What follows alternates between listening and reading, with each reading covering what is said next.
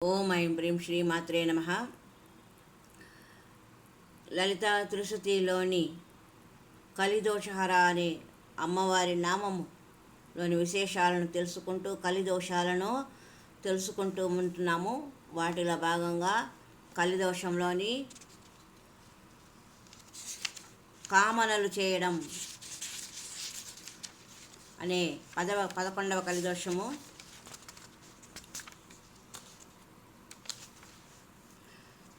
ఇష్టం కలిగి ఉండడము, శారీరకమైన సహనము లేకపోవడము, అసహనంగా ఉండడం అనే కలిదోషం తెలుసుకుంటూ ఉన్నాం కదా. వాటిలో ఒక విశేషం, ఒకసారి ఒక ఇంట్లో ఒక వ్యక్తి మృతి చెందాడు. ఆ ఇంటిలో పండితులు వారు గరుడ పురాణం చదవడానికి వెళ్ళారు. ఉత్తర భారతదేశంలో ఇంట్లో ఎవరైనా మృతి చెందితే ఆ ఇంట్లో 15 రోజులలో గరుడ పురాణం పారాయణ జరిపిస్తారు. అలా గరుడ పురాణంలో కర్మల యొక్క ఫలమును గురించి వ్రాసి ఉంటుంది. ఆ కథల యొక్క రహస్యం ఆ గ్రంథం చదివిన వారికి తెలుస్తుంది. అదేమంటే కర్మలు చేసేటప్పుడు ఎలా కూర్చోవాలి, ఎలా మాట్లాడాలి, ఎలా ఆలోచించాలి అని, అలా ప్రతి కర్మను మనసా వాచ కర్మణ ఆలోచించి చేయాలి అని తెలుస్తుంది. ఒక వ్యక్తి ఎవరినైనా చంపితే అది ఒక కర్మ అవుతుంది. అతడిని చంపుతాను అని ఆలోచిస్తే కూడా అదే ఫలం లభిస్తుంది. చంపినా అదే ఫలమే, చంపుతానని అనుకున్నా అదే ఫలితము లభిస్తుంది. నేను చంపుతాను అని చెప్పినా కూడా చంపినంత పాపం కలుగుతుంది. ఈ 3 కర్మలు ఒకే ఫలాన్ని ఇస్తాయి. ఇప్పుడు ఎన్ని పాపాలు చేస్తున్నామో ఆలోచించేయండి. రోజు అర్ధగంట చెప్పం వల్ల నీవు పొందిన జపఫలంతో నీవు కొన్ని పాపాలు పోగొట్టుకున్నా మిగతా సమయంలో మనం చేసే కర్మల వల్ల అది ఇంకా పెరుగుతూ ఉంటుంది. మనం రజోగుణం నుంచి తమో గుణానికి వెళ్తున్నాం. తమో గుణం ఎంతో ప్రమాదకరమైన అవస్థ. ఈ అవస్థలు మనం చేసే కర్మల వల్ల ఎన్నో జీవులు మరణిస్తుంటాయి, బాధపడుతూ ఉంటాయి. ఎన్నో జీవులు మరణించడంటే మనం చేసే పని వల్ల ఎంతోమంది దుఃఖితులు అవుతూ ఉంటాయి. మనము స్వయం సుఖి అవడం లేదు, కాకపోయినా పర్వాలేదు, ఇతరులను దుఃఖ పెట్టకుంటే చాలు. కొన్నిసార్లు మనం కొన్ని కష్టాలు బాధలు కలిగినప్పుడు మనం దుఃఖితులు అవుతాం, సుఖంగా ఉండలేకపోతాం. మనం చేసిన కర్మల వలన అలా జరుగుతుంది. మనం దుఃఖితులైనప్పుడు మనం ఇతరులను కష్టం కలిగిస్తే తిరిగి మనకు పాప ఫలం పెరుగుతుంది. కర్మగతి ఎంతో లోతైనది, అలానే ధర్మం యొక్క గతి కూడా ఎంతో లోతైనది. ధర్మమును అర్థం చేసుకొని ధర్మ ఆధారిత కర్మ ఉంటే ఎంతో మంచిది. ధర్మ ఆధారిత కర్మ తెలుసుకోవడానికి ఏ గ్రంథాలు చదవక్కర్లేదు. పరోపకారం పుణ్యం పాపాయ పరపీడనం చేయవద్దు, ఇతరులకు దుఃఖం కలిగించే పని చేయవద్దు. పుణ్యం కావాలంటే పరోపకారం చేయాలి. ఇతరులకు మంచి చేయడం మనం అలా చేయలేకపోతే కనీసం ఇతరులకు హాని చేయకుండా ఉంటే చాలు. మనసావాచ కర్మణ హాని చేయకుంటే చాలు. ఇప్పటికే మనం 84 లక్షలు ఇచ్చినాము. వివేక బుద్ధి గల శరీరం మనకు భగవంతుడు ఇచ్చాడు. మానవ శరీరంతో మంచి కులములో, మంచి స్థితిలో, మంచి విద్య కలిగి ఉన్నాం. ఇప్పటికీ ఈ విషయం అర్థం కాకపోతే మనం తిరిగి వెనక్కి ప్రయాణం చేయవలసి వస్తుంది. ఏం చేయాలి? ఏమి చేయలేకపోతే మౌనంగా ఉండు. మొదట్లో మౌనంగా ప్రతిదినం సాయంత్రం 1 గంట ఉండేలా చేసి కదలలేకుండా ఉండాలి. మౌనం అంటే కేవలం మాట్లాడకుండా ఉండడం కాదు, విచారరహిత అవస్థలో ఉండడం. శరీరము, మనస్సు, బుద్ధి యొక్క క్రియలు లేకపోవడం. ఈ స్థితిని మన యొక్క సాధన ద్వారా ఒక భాగంగా చేసుకోవాలి. ఇతరులకు కష్టం కలిగించే మన యొక్క పద్ధతిని, ఇతరుల పట్ల మనకు ఉన్న శ్రద్ధను, మన మీద మనకు లేని శ్రద్ధను పోగొట్టుకోవాలి. మనం ప్రియమైన పనులు, అలాగే ఇతరులకు ప్రియమైన పనులు చేసేటప్పుడు కొన్నిసార్లు అది అప్రియమవుతుంది, అప్రియము అధిక ప్రేమ అవుతుంది. మనం ఇతరుల యందు కొన్నిసార్లు ఎక్కువ ప్రేమ చూపిస్తాము, కొన్నిసార్లు కృత్రిమమైన ప్రేమతో, తెచ్చిపెట్టుకున్న ప్రేమతో అతిగా ప్రవర్తిస్తాము. ఇక్కడ కపట ప్రేమ చూపిస్తూ కనిపిస్తాము. అది చేయకూడదు. 12వ కలిదోషము ఆత్మప్రశంస. కలియుగంలో మనల్ని మనం పొగడుకుంటూ, ఇతరుల చేత పొగడబడుతూ మనల్ని మనం మోసం చేసుకునేది ఆత్మప్రశంస. మనం మంచి వాళ్ళమని మెచ్చుకోకూడదు. ఆత్మప్రశంస ఒక విధమైన ఆత్మవంచన. మనం చెప్పేది అబద్ధమని మనకు తెలుసు, కానీ మనం ఎందుకు చెప్తున్నాము? అలా చెప్పుకోకపోతే నీకు సమాజంలో నీ స్థాయి తగ్గిపోతుందని భయము. ఒక ప్రతిష్ఠిత వ్యక్తి గురువుల దగ్గరికి వెళితే పక్కన ఉండేవారు కొంతమంది, వారే వెళ్తున్నప్పుడు మనం వెళ్ళకపోతే సమాజం నా గురించి ఏమనుకుంటుంది అని ఆలోచించి వారు కూడా సమాజం గురించి భయపడి వెళుతూ ఉంటారు. బేడు చాలు కథలాగా మనం ముందుకు వెళ్తున్న గొర్రె వెనక అన్ని గొర్రెలు వెళ్ళినట్టు ఒక గొప్ప వ్యక్తి ఎలా చేస్తే మిగతా ప్రజలు కూడా అలా అనుసరిస్తారు. అక్కడ సత్యం యొక్క ఉపలబ్ధత ఉండదు.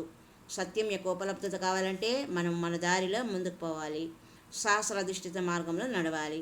అశాస్త్ర మార్గంలో వెళితే అసత్యమును మాత్రమే చూస్తాము. అసత్యం మనకి ఎప్పటికీ ఎప్పుడూ నష్టం కలిగిస్తూనే ఉంటుంది. మరి యొక్క కలిదోషము అసత్యమును సత్యముగా భావించడం. ముక్తి కోసం మనం చేసే సాధన, ఉపాసన, ఉపచార మార్గము, శరీరము, మనస్సు, బుద్ధి మన సాధనను అధిగమిస్తాయి. జీవితంలో మన ప్రతి క్షణాన్ని ఉత్సవ రూపంలో తీసుకుపోవాలి. ఉత్సవ రూపంలో అనుభూతి పొందాలి. మనం నిత్యము అనిత్య వివేకం మళ్ళీ జాగ్రత్తం చేసుకోవాలి. ఒకసారి వివేక బుద్ధిని జాగ్రత్తం చేస్తే నిత్యము అనిత్యము ధర్మము ఆధారంగా తెలుసుకుంటాం. ధర్మ మార్గంలో నడవడానికి శక్తిని ఇస్తుంది. ఎవరు ధర్మ మార్గంలో నడుస్తారో వారిని ధర్మం రక్షిస్తుంది. ధర్మో రక్షతి రక్షిత. ఈ రక్ష నీకు రక్షగా ఉంటే సమాజం నీ వెనుక, నీ పరివారం వెనుక ఉండి రక్షిస్తుంది. నీవు సుగంధపూరితం అవుతావు. నీవు బ్రహ్మాండమును సుగంధపూరితం చేస్తావు.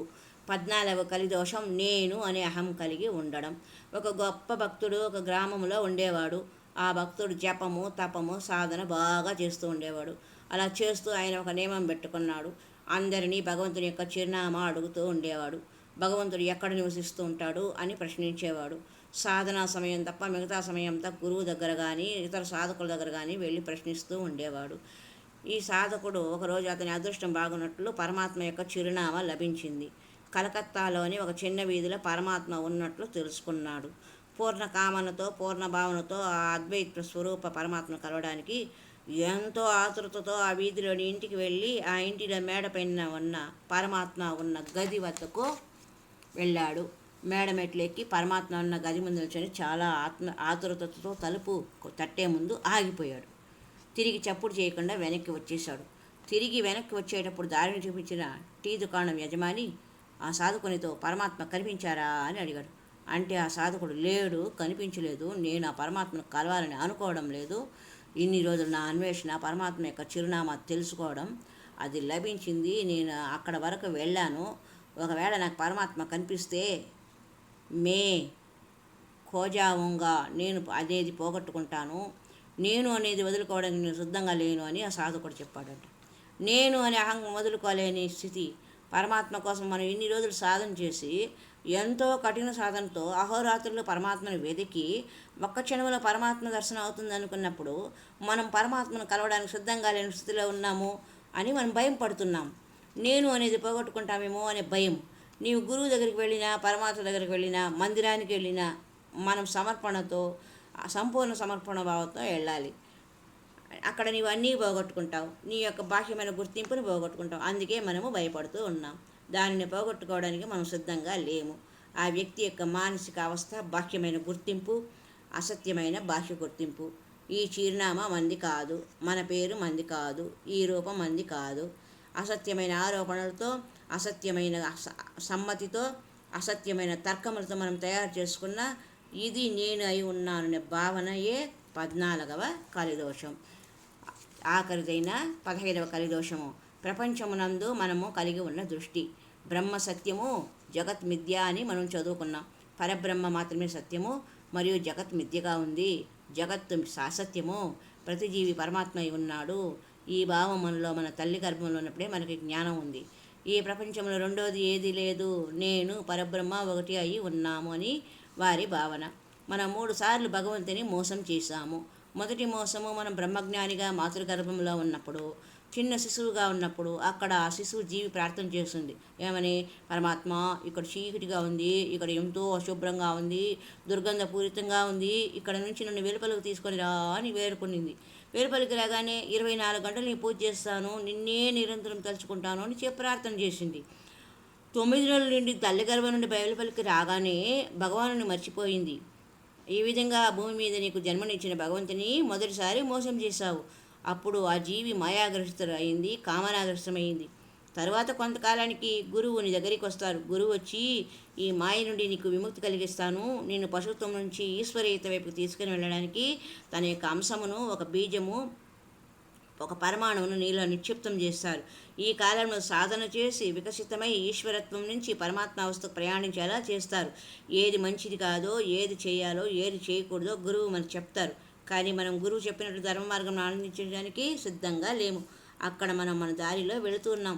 ఇది మనం భగవంతునికి చేసే 2వ మోసం. 3వ మోసము స్వయంగా మనకి మనం చేసుకునే మోసం. అదే ఆత్మ వంచన. మనల్ని మనం మోసం చేసుకోవడం. ఈ మోసం వల్ల మనం 3 సార్లు మోసం చేసినా అమ్మ పరబ్రహ్మ స్వరూపిణి కాబట్టి మన మీద అపారమైన ప్రేమ వలన మళ్ళీ మనకి అవకాశం కలిగిస్తుంది. తప్పు చేసినా మనం ఆ తప్పుని సరిదిద్దుకొని మంచి మార్గంలోనికి రావాలి. మంచి మార్గాలు కొన్ని తెలుసుకుందాం. ఈశ్వరీయ అనుభూతి పొందుతూ వేదాంత మార్గంలో ఉన్న, ధ్యాన మార్గంలో ఉన్న, తంత్ర మార్గంలో ఉన్న అన్నీ భగవతి యొక్క స్వరూపాలే. ఈ రూపాన్ని గుర్తించలేకపోవడం కారణము మనలోని ఆత్మవంచన. మనము ఇప్పటి వరకు 15 రకాల కలిదోషాలను గురించి చర్చించుకున్నాము. కలియుగంలో అన్ని కలిదోషాలేనా? గుణములు ఏమైనా ఉన్నాయా అంటే ఉన్నాయి. వాటిలో ఎన్ని అవగణాలు ఉన్నా సాధన కోసం అన్నింటికంటే అన్ని కాలములలో మంచి సమయము కలికాలము. భక్తి, ప్రేమ, శ్రద్ధ, నిష్ఠ ఇవి ఉంటే మనకి కలిదోషము అంటదు. దోషములతో నిండి ఉన్న జీవితంలో దోషరహితంగా ఉండటానికి మన పాత్రతా భేదం గుర్తించి స్వయం అధికారిగా మారాలి. భక్తితో, ప్రేమతో కలిసి ఉన్న పూర్ణరూపత్వం ఉండాలి. పూర్ణరూపంతో సమర్పితమై ఉండాలి. స్వయమునందు, గురువునందు, పరమాత్మయందు ఆ వ్యక్తి భక్తి పక్షం యొక్క సహకారంతో సమర్పితమవుతాడు. విచార మార్గము, యోగ మార్గము, శైవ మార్గము, శక్తి మార్గము, వైష్ణవ మార్గంలో కంటే తంత్ర సాధన కలియుగంలో ఎంతో గొప్పది. తంత్ర సాధన అంటే పరమ సత్యమును అర్థం చేసుకొని అనుభూతిని పొందగలగడం. మనం ఎప్పుడు కూడా దేనికైనా తంత్రం తెలుసుకోవాలి. అన్నం వండేటప్పుడు బియ్యమునకు ఎన్ని నీళ్లు పోయాలి అని, బియ్యమునికి ఎన్ని నీళ్లు కావాలి, ఎన్ని నీళ్లు పోయాలి తెలుసుకుంటేనే మనం వంట చేయగలం. ఈ విధంగా ఈశ్వరీయ పూజలో, ఆత్మాన్వేషణలో మన తంత్రం తెలుసుకోవాలి. ఆ తంత్రం తెలుసుకొని ప్రాక్టికల్గా వెళ్ళాలి. మనము కాలేజీలో చదివేప్పుడు ముందు థియరీ నేర్చుకుంటాము, తర్వాత అడ్మినిస్ట్రేషన్ థియరీ చదువుకొని దానిని ఆఫీసులో ప్రాక్టికల్గా ఆచరిస్తాము. ఆ ఇంజనీరింగ్ థియరీ చదువుకొని ఒక ఇల్లు కట్టడానికి ప్లాను మరియు వస్తువులు ఏం కావాలో తెలుసుకొని ప్రాక్టికల్గా దాన్ని నిర్మిస్తారు. ప్రాక్టికల్గా ఉండడమే తంత్రము. టెక్నీషియన్ అంటే తాంత్రికము. సైకిల్ టైర్ గాలి కొట్టేవాడు కూడా తాంత్రికుడే. కలియుగంలో భక్తి, తంత్ర మార్గం ఉత్తమమైనవి. ఈ మార్గంలో మనం ఎంత సులభంగా సఫలతను సాధించవచ్చు. విచార మార్గంలో, యోగ మార్గంలో సఫలత లేదని చెప్పడం లేదు. ఇక్కడ మనము ఆత్మసమర్పణలో ఒక వస్తువును అర్థం చేసుకుంటే అద్వైత రూప బ్రహ్మజ్ఞాన సాధనకి ముక్తి సాధ్య భూతమవుతుంది. ఆ సాధన వల్ల మనకు ఏమి లభిస్తుంది? ముక్తి లభిస్తుంది. అంటే బ్రహ్మజ్ఞాన ప్రాప్తి లభిస్తుంది. ఏకత్వము, అనుభూతి ఈ కలికాలంలో సంభవం. అందుకని మన యొక్క దోషాలను హరించే ఒకే ఒక నామస్మరణతో, అంటే ఒక్కసారి అమ్మా లేకపోతే భవానీ అన్న దోషాలు తొలగి కలిదోషాలు పోయి మన శుద్ధి పెంచి మన చరణాల వద్దకు చేరుతాము. హరి ఓం తత్సత్. లలిత త్రిశతిలోని కలిదోషహర అనే నామములో 15 కలిదోషాలను మనం ప్రస్తావించుకున్నాము. వాటినంతా భవానీమాత, దుర్గమ్మ, అమ్మ భగవతి మనలను ఎలా కాపాడుకుంటుందో కూడా తెలుసుకున్నాం. హరి ఓం తత్సత్. మరి యొక్క సంచికలో అమ్మవారి మరి ఒక నామమైన కంజలోచన విశేషాలను తెలుసుకుందాం. హరి ఓం తత్సత్.